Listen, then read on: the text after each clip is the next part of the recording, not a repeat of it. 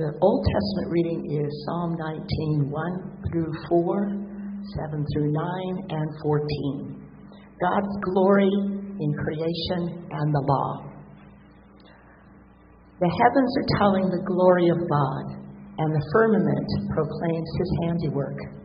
Day to day pours forth speech, and night to night declares knowledge. There is no speech, nor are there words. Their voices are not heard, yet their voice goes out through all the earth, and their words to the ends of the world. The law of the Lord is perfect, reviving the soul. The decrees of the Lord are sure, making wise the simple. The precepts of the Lord are right, rejoicing the heart. The commandment of the Lord is clear, enlightening the eyes. The fear of the Lord is pure, enduring forever. The ordinances of the Lord are true, righteous altogether.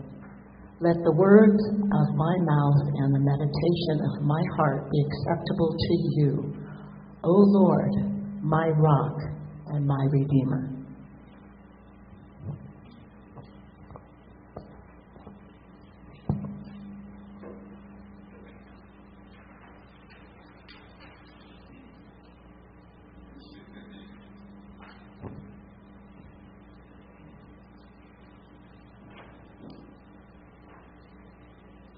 From 2 Corinthians, the Apostle Paul, writing to the church at Corinth, he's relating how he has this metaphorical thorn in his side. It's a physical impairment. We don't quite know what it is, but it's causing him distress. He asks God to remove it, but God says no. Let us listen to the word of God. Jesus said to me, that is Paul, my grace is sufficient for you, for power is made perfect in weakness. So I will boast all the more gladly of my weakness, so that the power of Christ may dwell in me. Therefore I am content with weaknesses, insults, hardships, persecutions, and calamities, for the sake of Christ. For whenever I am weak, then I am strong. Here is the reading of the Old and the New Testaments. Friends, the word of the Lord. Thanks be to God. I keep hearing do you hear too? Yeah. A game or something needs to go down. Oh, that's wonderful. Thank you. No, that wasn't thank you. I'm going to ignore it. Jesus says in Matthew, be perfect as your Father is perfect. What Mary read is what Jesus would have known. God who spreads the spangled heavens, creation is perfect. The law of the Lord is perfect, reviving the soul. The fear of the Lord, following in God's ways. Be perfect as your Father is perfect. What does that mean? When the Olympics ended a week or so ago, I was a little bereft. You know, right? Well, first of all, I need to apologize. Doggone it. This is going to be a sports sermon. And I'm sorry. I don't usually speak about sports, and I know some of you like sports and some of you don't, and I don't... Okay, just live with it for today, would you? I sat down to watch the opening ceremony live, and I did not get out the couch until the women's gold medal game, France versus the United States. We got the gold medal. I watched every sport, most medal events. That's what happens when you subscribe to Peacock. You think, I better get my money's worth. Gotta admit, wasn't into breakdancing. I tried. Equestrian, amazing. Badminton, breathtaking. Track and field, classic. Ping pong, or should I say table tennis, was great. So what do I do when the Olympics ended? Well, I hit the record button on everything, so I just watched everything all over again. But there's a point when you have to come up for air. What do I watch now? You sort of get in the habit of sports being the background of your daily life. English Premier Soccer hadn't started yet. Go Arsenal. Preseason football? Not quite there for me yet. So I started looking on the guide on the television. Do you know that in the middle of the night there's some weird sports on? Things I'd never heard of before? National Paintball Championships in Florida. Okay, that's a sport. I can respect that. Freestyle trampoline. Okay, I want to go see that at the Olympics. The trampoline, that was awesome, maybe. But International Jump Rope World Championships on TV. Competitive speed cubing. Do you know what that is? Rubik's Cube. That's a sport. I never even got past one twist. Truck tire wrestling. That's a thing, 2 a.m., ESPN+. So I decided I needed an intervention. I was going back to my first love, baseball. Little League World Series was on when I started watching it. And right before then, ESPN ran this documentary called Perfect on the E60 series, if you care to ever watch it. And it was about the perfect game.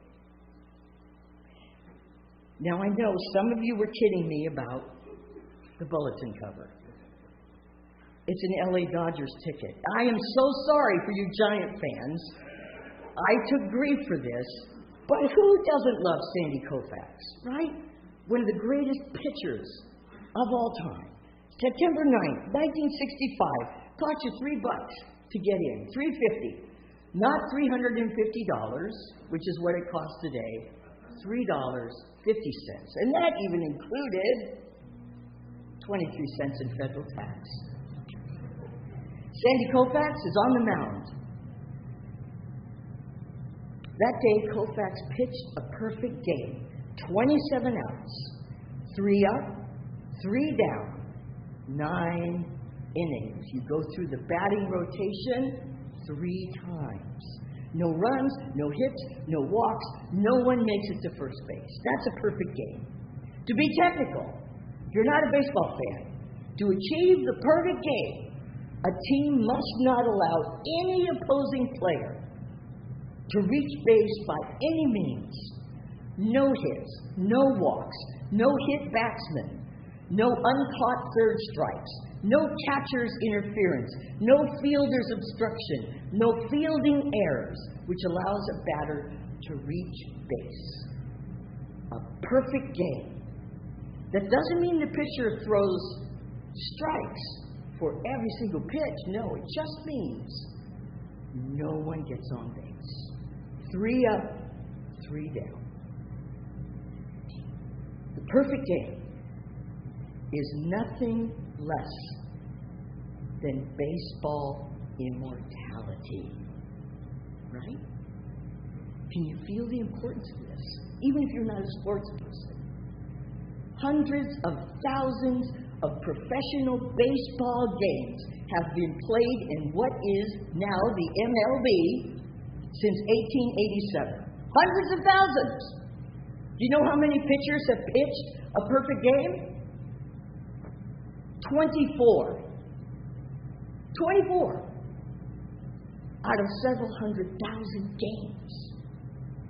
And you think, oh, it must be pitchers like Koufax, right? You'd be wrong. There's a few famous guys on the list that maybe you've heard of. Cy Young, Catfish Hunter, Randy Johnson. but not Nolan Ryan, not Tom Seaver, Pedro Martinez, Roger Clemens. No perfect game.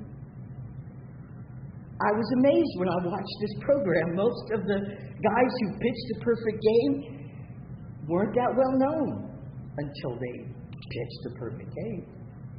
Some were just journeyman pitchers. Some had losing records.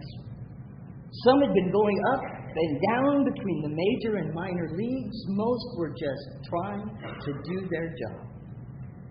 But they all recount this experience on the mound as being like magic. Just an ordinary day, and they get on the mound, and everything went right. Except bad boy David Wells. He had a hangover. He'd been at the Saturday Night Live party all night, got in at 5:30. I'm sure there's a rule against that. In the morning, 5:30, he pitched the perfect game. But everybody else, one guy was expecting his first child. He was thinking about that. Another guy wanted to quit because nothing was happening. Another guy was losing his confidence. He just did not want to go down to the minor leagues again. They're all trying to find their place. Why am I talking about pitching the perfect game? Because to pitch a perfect game, to win a gold medal, to be an elite athlete in your sport, you strive for perfection. But even if you're fortunate enough to pitch a perfect game, for the vast majority of your career, you won't be perfect. And in baseball, no one expects the pitcher to be perfect. For every gold medal given at the Olympics, there are hundreds, if not thousands, of athletes who attempted to just qualify for the games. And if they got that far, they really have no chance for a medal. I had a young guy in my youth group, high school youth group, in Portland. It turned out he wanted to be a race walker. And he moved to Spain to follow his goal, to be a race walker and make it to the Olympics. All that dedication, that money, that striving, that commitment, he wasn't going to be good enough to make it. And the cost of striving for that kind of perfection just takes an enormous toll on your physical and mental health. That's why I'm kind of struck with this idea of the perfect game. These guys weren't expecting perfection. There's 3 down in the first inning. And they're like, okay, that's a good start. 3 down in the second inning. And they're like, wow, I got lucky today. 3 down in the third inning, thanks to some great infielders and outfielders. And then, I don't know if you know the superstition, but when people think you're about to pitch a perfect game, nobody talks to you. And you have to sit on the bench alone while everyone ignores you because they don't want to jinx you. And the outfielders and the infielders saying, please God, don't let the ball come to me. Don't let the ball come to me. Because they don't want to be the one who drops the ball or misses the fly and causes you to lose your perfect game. But Jesus says in Matthew, be perfect as your Father is perfect. Is that a reminder that we all fail? Even the most elite among us? The most amazing scientist? The most amazing athlete? The most amazing mom? I think the Apostle Paul gives us a clue when he writes about this physical affliction in 2 Corinthians. You know Paul is a striver, type A personality, right? And I'll bet anything that kept him from striving as hard as he wants to strive drives him nuts. Perhaps especially physical impairment. Take it away, he prays. Take it away, then I'll be stronger. I'll be faster. I'll be better equipped. And I'll do your work even better, even faster, even stronger. Paul, Jesus answers, My grace is what is sufficient for you, not your strength. You don't need to be stronger, faster, better equipped, more successful. The question is, do you believe that my grace is sufficient for you to have an abundant, fulfilling, meaningful, discipled life?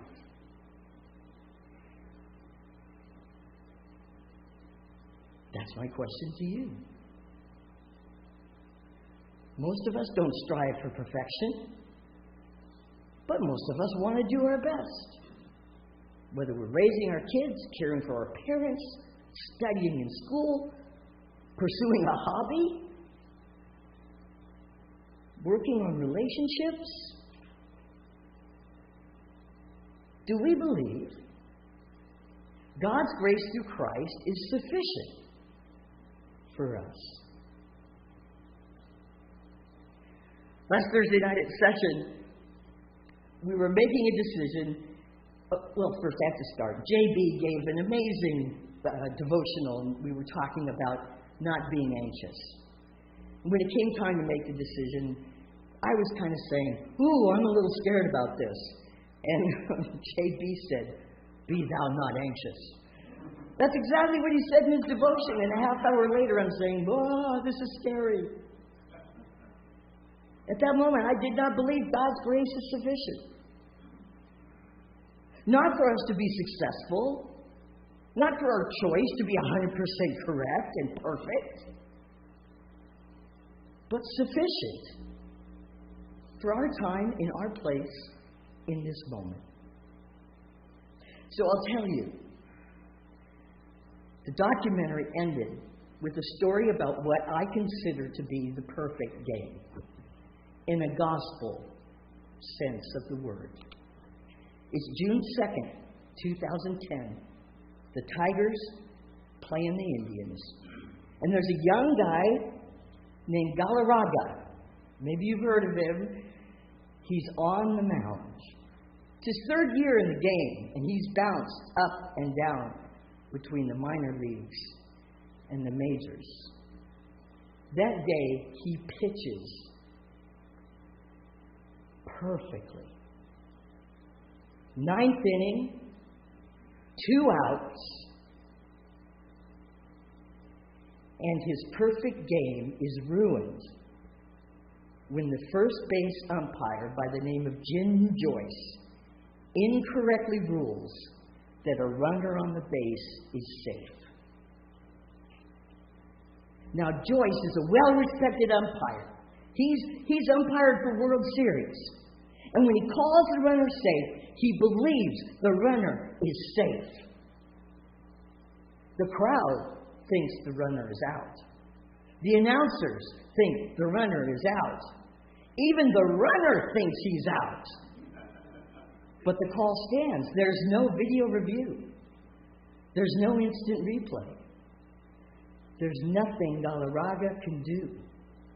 His perfect game ruined by a bad call. Chaos ensues. Galarraga goes back to the mound even though everyone's booing. He gets the next batter out. Game over. Detroit wins 3-0. And Galarraga has nothing to do but to leave the field. Jim Joyce, the umpire, goes to the umpire's room and he asks his boss, the head of the team, did I get that call right? And his boss says, I don't think you did. And Joyce reviews the play. He only had to see it once. He was wrong. And he dissolves into such sadness and despair that when he talked to the press afterwards, he says, I was wrong. I don't know what to tell you. I was wrong. And he's so sad and so distressed and so distraught that he took a perfect game away from this young pitcher that the head of communications for the Tigers runs down to the manager's office and tells the manager, you've got to go up and help this umpire. He's in a bad way. So the manager who says later, I felt only as bad for him. I felt bad for the pitcher. I felt bad for him. Tells him, let it go. But for 24 hours, Jim Joyce is the most hated man in the world. Social media goes crazy. Security escorts him from the park. His family needs protection. He receives 1,500 death threats. Why is that funny? He holds up one letter. The next time you come to the Lone Star State, you will be shot. Jim Joyce, speaking today, has this rude smile on his face, and he says, this one really got me, because it's written on the back of the church bulletin.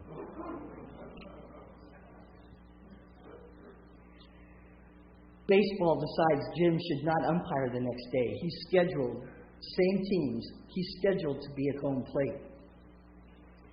But he says, it's my job, I gotta do it.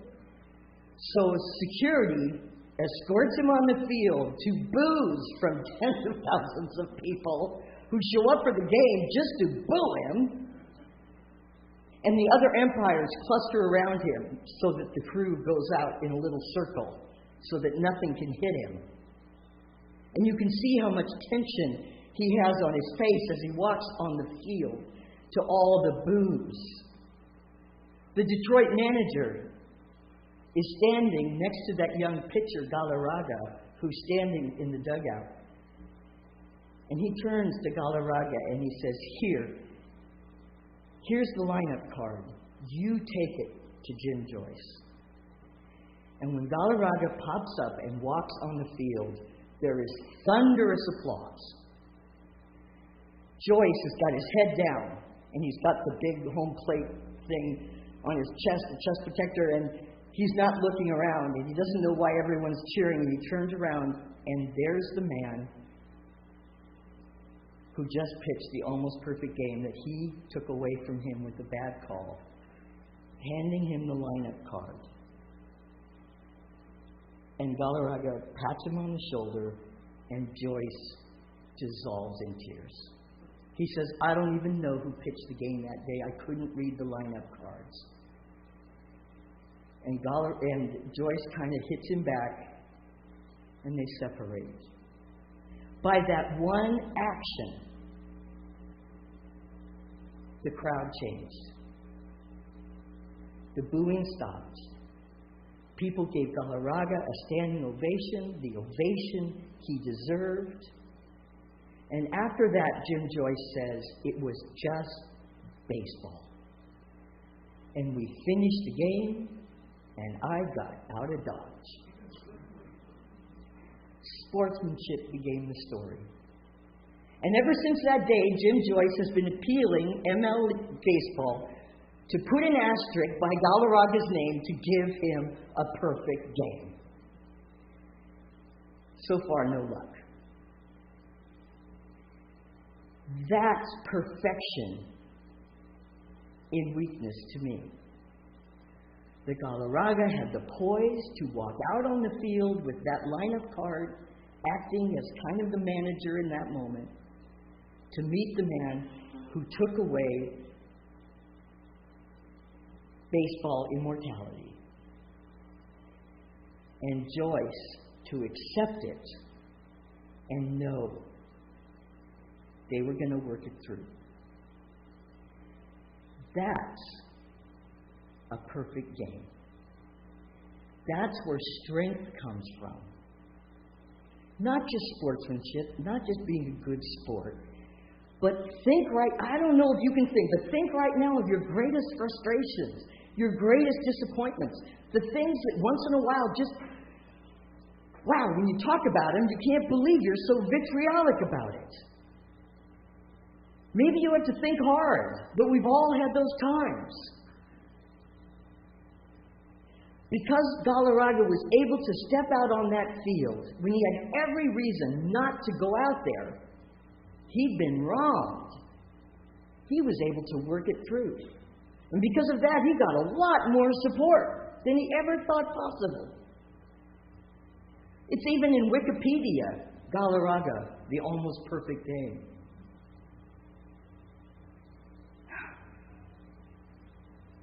Be perfect as your Father is perfect. What does that mean? It means you seek grace.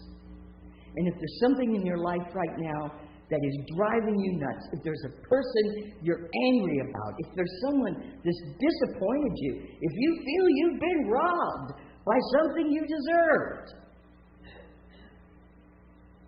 lead with grace and work it through. And work it through. As Joyce says, it's just baseball. Right, you say, but it was my job, and it was my promotion. He left me. Nope. You can't live your life like that, because Christ calls us to be better than that. And by better, I don't mean little Miss Cutie Christian. I don't mean that at all. I mean authentically who we are. Warts and all. But seek grace. And if you can't do it, let it go and then try again. It's not worth it to spend your life thinking, you could have been somebody. You could have done it better. If you just had that moment, life would have been different.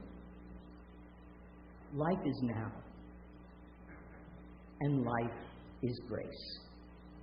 Is my grace sufficient for you? Christ asked Paul. Christ asks you.